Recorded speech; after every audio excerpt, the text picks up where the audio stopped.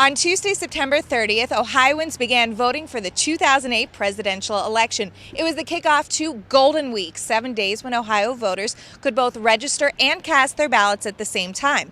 Now, the radio was announcing that college students were getting bused down from campus to Veterans Memorial Auditorium right there behind me to cast their ballots. So, Palestra.net's Shelby Holiday came on down to check it out.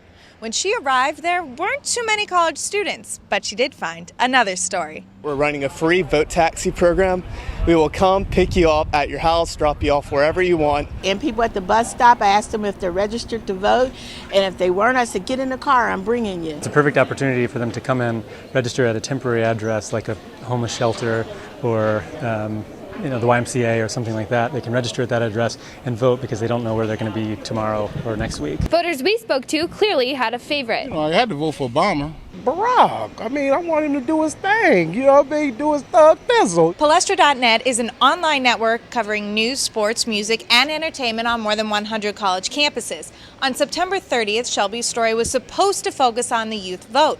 But as the day continued, young voters took backseat to the bigger story of community organizers and their aggressive Get Out the Vote campaign. I just woke up before I came here, so when they picked me up, I'm glad they did come and get me out of bed.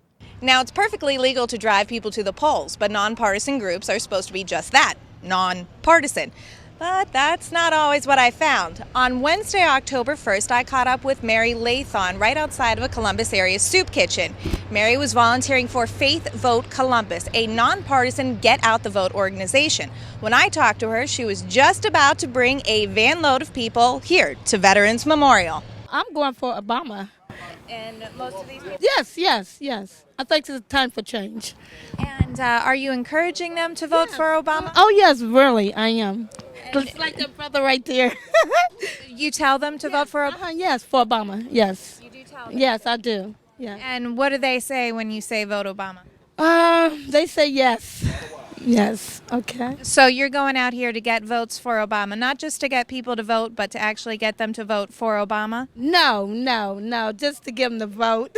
Okay, all right, I got to go. After this interview, I called Secretary of State Jennifer Bruner's office and I sent an email to her communications team asking to speak to someone about potential voter fraud.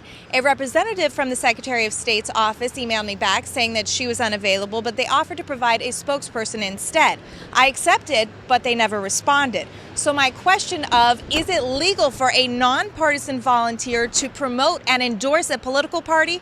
Well, that was completely unanswered. So I turned to an Ohio State elections analyst for their opinion instead. Well, I can't say, and I think the IRS is also reluctant to say. I mean, with 501c3s, which includes churches and groups like you're discussing, they're reluctant to prosecute every instance of these groups telling their message to their members and other people. I mean, they are not supposed to campaign.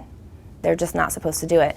But it happens so much that the IRS, I think, what are they going to do? Pull every 501c3 status? And it happens on both sides, both parties. Our questions didn't stop with what was going on outside of the polls. Shelby Holiday spoke with several people who were concerned about voter identification going on inside as well. On election day, I have to show picture ID or other forms of ID to satisfy the state law. And here, you can go in there and not have an ID because this is an absentee ballot. All my life, I've been an Ohio citizen, born and raised here, and Ohio is being abducted. Unlike Election Day, Secretary Bruner said no observers would be allowed inside the polls during Ohio's early voting Golden Week. Now, the Republican Party took her to court filing a lawsuit, but it was eventually ruled in Secretary Bruner's favor. So what this means is early voting did go on, but with no bipartisan observers.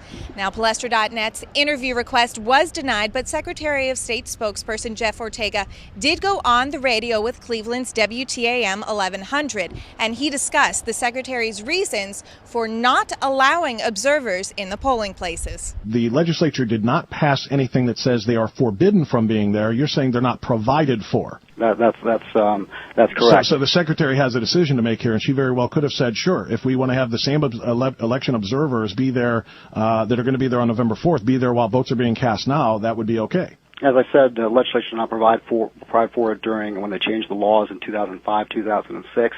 As the clock ticked down on Golden Week and our questions piled up, we looked into another concern, voter residency.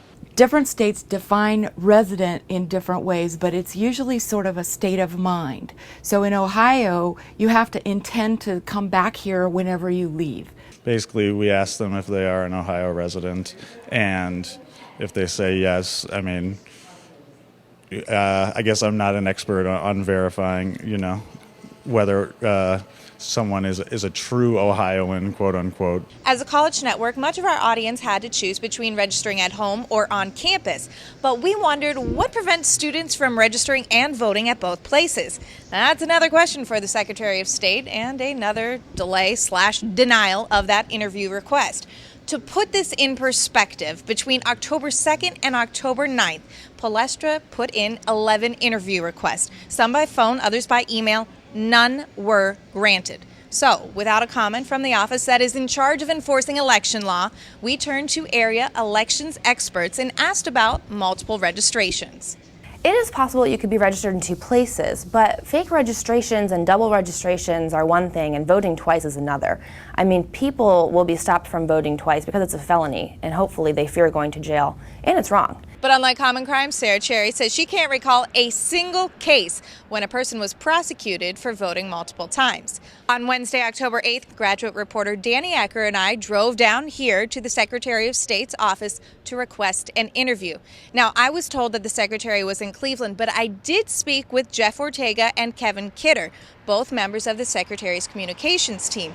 They said that they would try to arrange for an interview. So the next morning on Thursday, I called to see about a time.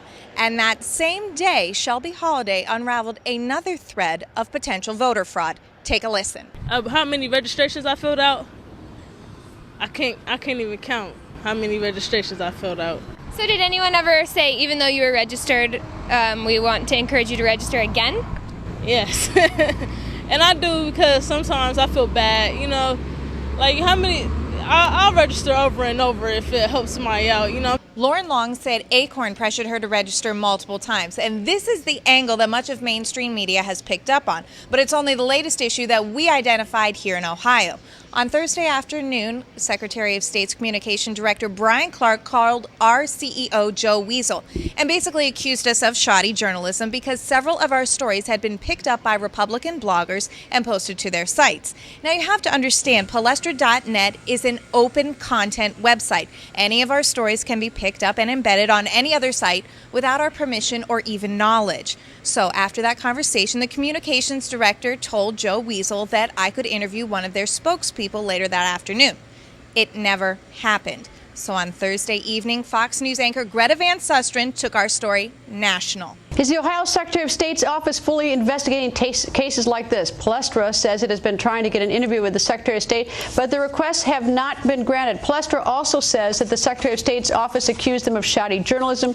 In the interest of full disclosure, Fox News has a financial interest in Palestra. Also, as we have mentioned earlier, the Secretary of State's office sent us a complaint about this very issue. We have posted on Greta Wire for you to read, so go ahead and go read what the Secretary of State's position is on this. On Friday, October 10th, Secretary Bruner's communications director Brian Clark called me and said Palestra would not get any on-camera sit-down interviews. Instead, any request we had would have to be made out in writing and they would respond with an email. However, the Secretary has communicated with other members of the Columbus media this week without these preconditions.